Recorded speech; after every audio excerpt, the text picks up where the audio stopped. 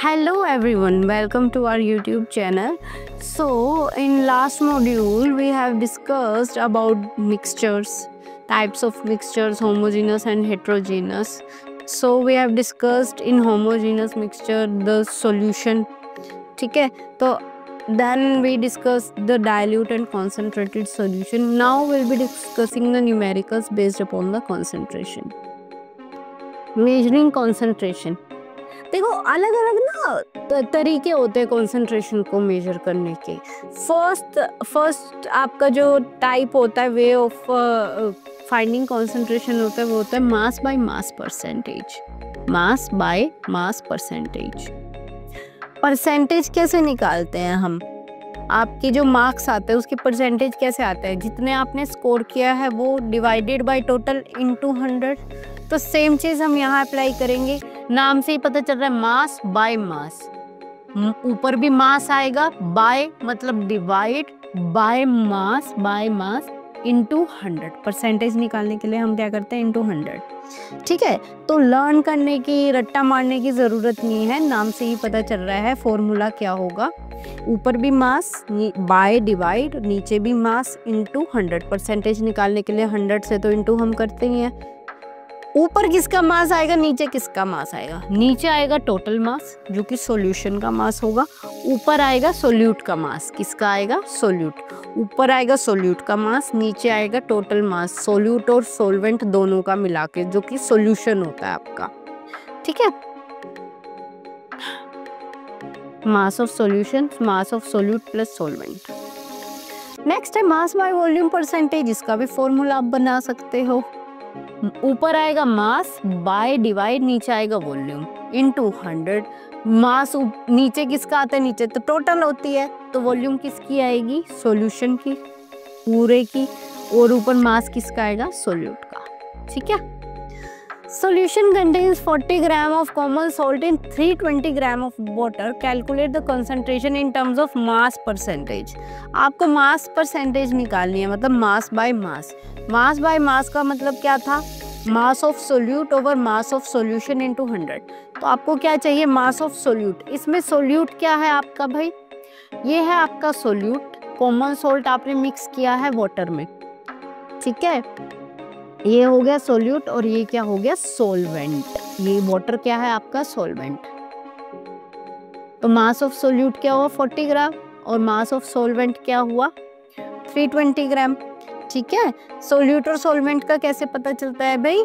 जिसमें डिसॉल्व किया, जिसको डिसॉल्व किया है वो होता है सोल्यूट, जिसमें डिसॉल्व किया है वो होता है सोलवेंट. ठीक है. वैसे सही तरीका क्या है? नंबर ऑफ मोल्स से निकालते हैं हम. जिसके नंबर ऑफ मोल्स कम वो सोल्यूट, जिसके नंबर ऑफ मोल्स ज़्यादा वो सॉल्वेंट.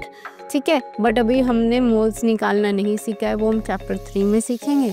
जब हमें वो आ जाएगा तो वी कैन ईजिली कैलकुलेट कि भी कौन सोल्यूट है कौन सॉल्वेंट. बट यहाँ पे पता चल रहा है साफ. ठीक है. पानी में आपने नमक को मिलाया तो पानी सॉल्वेंट होगा और नमक क्या होगा? Solute.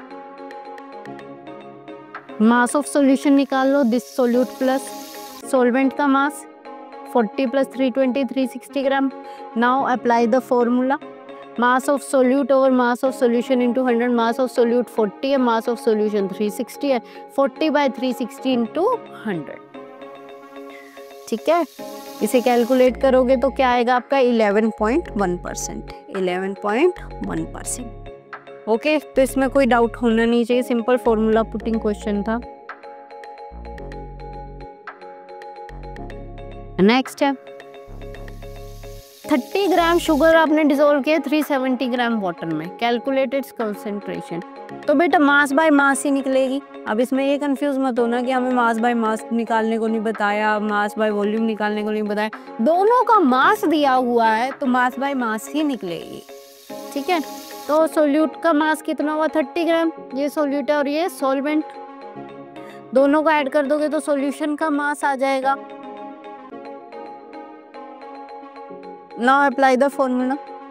Mass of solute over mass of solution into 100.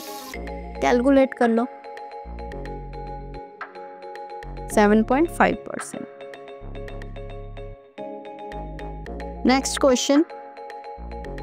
110 gram of sodium chloride is present in 550 ml of solution. अब इसमें क्या निकलेगी, मास बाय वॉल्यूम। ml किसकी यूनिट होती है, मिलीलीटर, वॉल्यूम की। ये सॉल्यूशन की वॉल्यूम दी हुई है, वो सोल्यूट का मास दिया हुआ है। तो mass of solute 110 gram, volume of solution 550 ml। Volume percentage क्या होगी, mass of solute over volume of solution into 100। Mass of solute ये है, वॉल्यूम ऑफ सॉल्यूशन 550 ml है, इनटू 100 कैलकुलेट कर लो, 20%।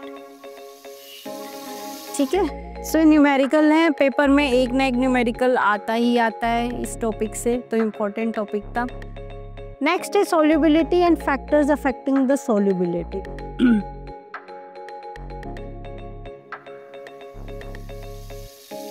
सॉल्यूशन आपके दो टाइप के होते हैं, सैचुरेटेड, अनसैचुरेटेड। ठीक है, सपोज करो आपने एक गिलास लिया वाटर का, उसमें आपने 1 चम्मच नमक डाला, फिर आपने देखा थोड़ा आपने और नमक डाला, और भी घुल सकता है, डिजोल्व किया, उसको स्टर किया, और नमक डाला, फिर और नमक डाला, फिर और नमक डाला। तो जब तक उसने मैक्सिमम अमाउंट ऑफ आप सोल्ट डिजोल्व कर सकते हो ना, जब उसमें अब मतलब और नमक डिजोल्व होना बंद हो गया, अब आप और ज़्यादा नमक डिज़ोल्व नहीं कर सकते, आपने मैक्सिमम अमाउंट ऑफ सोल्ट उसमें डाल दिया है, मिक्स कर दिया है, डिज़ोल्व कर दिया है। तो जब maximum amount of salt dissolve हो जाएगा ना, तो जो आपको सॉल्यूशन मिलेगा उसे बोलते हैं हम सैचुरेटेड सॉल्यूशन। क्या बोलते हैं, सैचुरेटेड सॉल्यूशन, जिसमें आप और ज़्यादा सोल्यूट डिज़ोल्व नहीं कर सकते at a particular temperature. Temperature यहाँ हम कांस्टेंट रखेंगे, ठीक है। और अनसैचुरेटेड क्या है, जो पहले था, आपने 1 गिलास नमक लिया, उसमें 1 गिलास ऑफ वाटर लिया, उसमें 1 स्पून आपने क्या सोल्ट डाला, डिज़ोल्व किया। अब उसमें और भी गुंजाइश है सोल्ट डिज़ोल्व होने की, तो वो अनसैचुरेटेड सॉल्यूशन है, जिसमें आप और सोल्यूट डिज़ोल्व कर सको, वो होता है unsaturated solution at a particular temperature. Temperature constant रखेंगे, जिसमें अब आप और ज़्यादा सोल्यूट डिज़ोल्व नहीं कर सकते, आपने मैक्सिमम सोल्यूट डिज़ोल्व कर दिया है, वो अपनी मैक्सिमम कैपेसिटी पे पहुंच चुका है, उसे हम बोलते हैं saturated solution. A solution in which more quantity of solute can be dissolved without raising its temperature is called unsaturated solution, जिसमें आप और solute अभी dissolve कर सकते हो, टेम्परेचर हमें constant रखना है। क्योंकि देखो, अगर आप टेम्परेचर बढ़ा दोगे ना, तो गर्म पानी में तो क्या है, और भी ज़्यादा आप शुगर डिज़ोल्व कर सकते हो और नमक डिज़ोल्व कर सकते हो, ठीक है। हमें एक चीज़ क्या है, कांस्टेंट रखनी पड़ेगी। तो हमने देखने के लिए, डिफाइन करने के लिए कि ये सैचुरेटेड है, ये अनसैचुरेटेड है, तो हम टेम्परेचर कांस्टेंट रखते हैं, ठीक है, कंपैरिजन करने के लिए। क्योंकि कंपैरिजन हमेशा बराबर वालों में होता है। कंपैरिजन किस में होता है, बराबर वालों में। हम ये नहीं है 9th क्लास के बच्चे का कंपैरिजन हम 11th और 12th क्लास के स्टूडेंट से करेंगे, नहीं, हमने क्लास सेम रखे। 9th क्लास के स्टूडेंट का कंपैरिजन हम 9th क्लास के स्टूडेंट से ही रखेंगे। वैसे ही अगर आपको अनसैचुरेटेड और सैचुरेटेड सॉल्यूशन निकालना है कि ये अनसैचुरेटेड है, ये सैचुरेटेड है, तो आप टेम्परेचर सेम रखोगे। अगर आप टेम्परेचर ही वेरी करते गए तो आप नहीं निकाल सकते, क्योंकि अगर आप टेम्परेचर बढ़ाओगे तो आप और भी ज़्यादा डिज़ोल्व कर सकते हो। जैसे कि गर्म पानी में हम ज़्यादा चीनी डिज़ोल्व कर सकते हैं, ठीक है। Saturated solution, no more solute, जिसमें अब हम और सोल्यूट डिज़ोल्व नहीं कर सकते, ठीक है। ये सैचुरेटेड है, मैक्सिमम डिज़ोल्व कर दिया, अब नमक नीचे बैठने लग गया, मैक्सिमम डिज़ोल्व कर दिया, अब नमक नीचे बैठने लग गया, अब इसमें और कैपेसिटी नहीं है नमक के घुलने की। नेक्स्ट है सोल्यूबिलिटी। सोल्यूबिलिटी क्या होती है, ये सोल्यूट है, सॉल्वेंट है, आपने मिक्स किया, सॉल्यूशन बना। सोल्यूबिलिटी होती है आप 100 ग्राम सॉल्वेंट में मैक्सिमम कितना सोल्यूट डिज़ोल्व कर सकते हो। 100 ग्राम सॉल्वेंट में आप मैक्सिमम कितना सोल्यूट डिज़ोल्व कर सकते हो, उसकी क्या बोलते हैं हम, सोल्यूबिलिटी, ठीक है। यहाँ भी टेम्परेचर हम सेम रखते हैं एट अ पर्टिकुलर टेम्परेचर, क्योंकि अगर आप टेम्परेचर चेंज कर दोगे ना तो सोल्यूबिलिटी भी चेंज हो जाएगी। ठीक है, ठंडे पानी में मान लो आप 1 चम्मच नमक ही डिज़ोल्व कर पा रहे हो, आपने टेम्परेचर बढ़ा दिया, पानी गर्म कर दिया, तो आप 3 या 4 चम्मच नमक भी डिज़ोल्व कर सकते हो।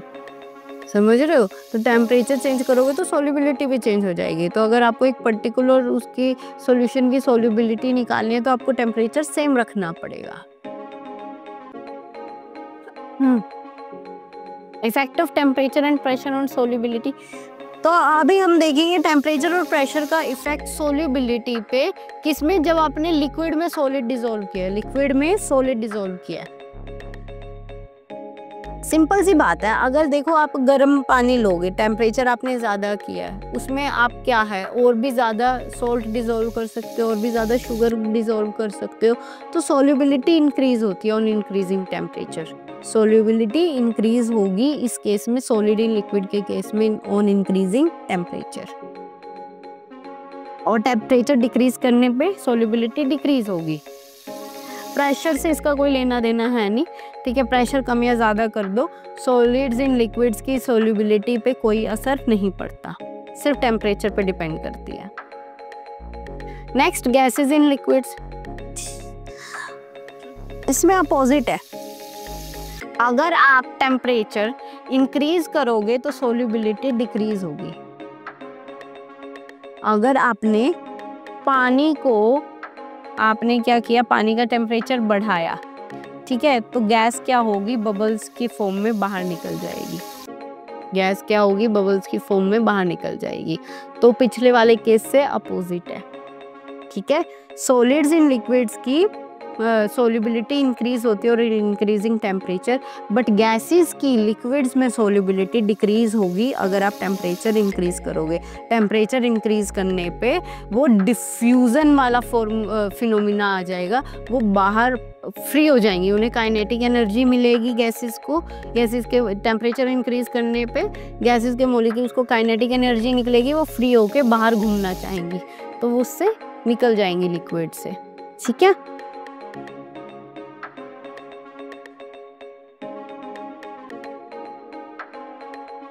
और अगर आप प्रेशर अप्लाई करोगे तो वो गैसेस और ज़्यादा डिसॉल्व कर सकते हो लिक्विड में, और अगर प्रेशर डिक्रीज करोगे तो सोल्यूबिलिटी डिक्रीज हो जाएगी।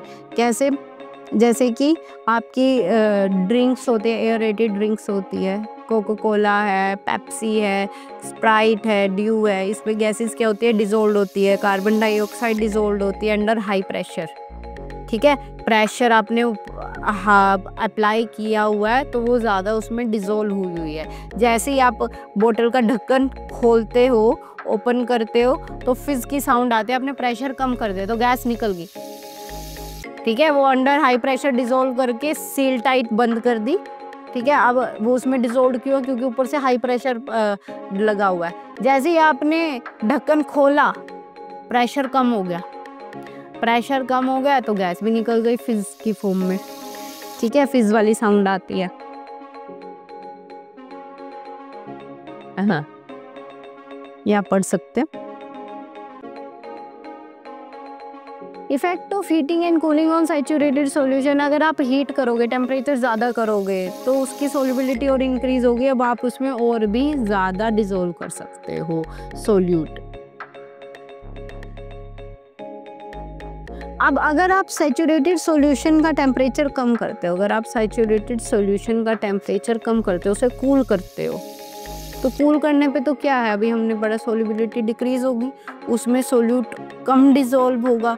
तो कम डिसॉल्व होगा तो जो बचा हुआ सोल्यूट क्या होगा, वो सेपरेट आउट हो जाएगा in the form of precipitate और क्रिस्टल्स। ठीक है,